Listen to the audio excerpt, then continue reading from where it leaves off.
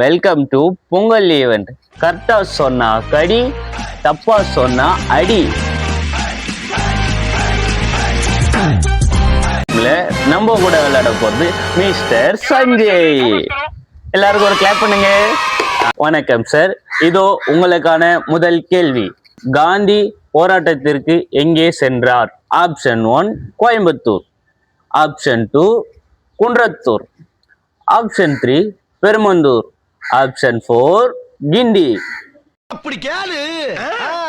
சொல்லுடைய கருப்புட்டி தாங்கவே உம்மல கொடுக்கல உம்மா தெரியாது. ஆப்ஷன் 3 பெரும்புத்தூருங்க ஐயா.